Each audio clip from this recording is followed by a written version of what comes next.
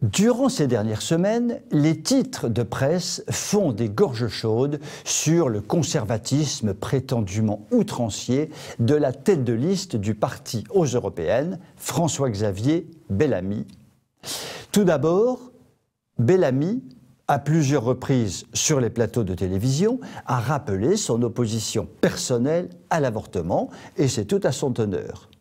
Tout en rappelant qu'il ne fallait aucunement en déduire un quelconque programme pour les Républicains, ce qui est moins à son honneur. En effet, le facile découpage entre « je pense ceci à titre privé » et « je ne fais rien de cette pensée à titre public » pose un vrai problème fondamental qui, coup de chance pour le jeune Bellamy, n'est pas l'objet de ma chronique du jour, et c'est une chance pour lui. Revenons à nos moutons. Sur l'avortement, où en sont les Républicains? Chez eux, la défense de la vie, on ne sait pas vraiment ce qu'ils en pensent. Mais l'avortement, c'est sûr, c'est tabou, c'est sacré, c'est intouchable, c'est un droit fondamental.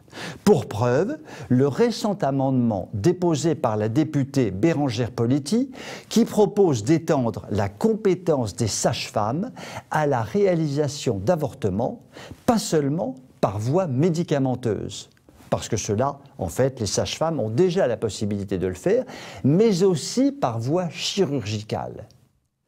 Une proposition d'une gravité inouïe.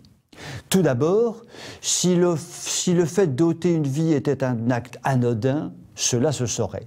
Mais comment oser imaginer que donner des compétences chirurgicales à du personnel médical était aussi simple que passer le permis de pêche? Quelle est réellement la motivation de cet amendement?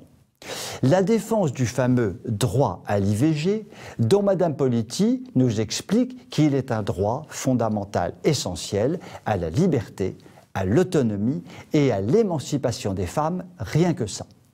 Mme Poletti s'était déjà distinguée par le passé par son combat en faveur de la contraception pour les mineurs.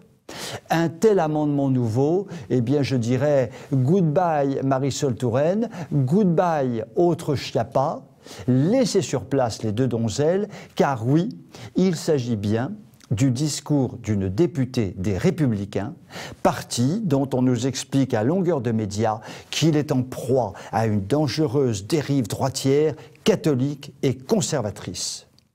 Une chose semble acquise, ce n'est en tout cas pas la cohérence qui va étouffer le parti de M. Wauquiez.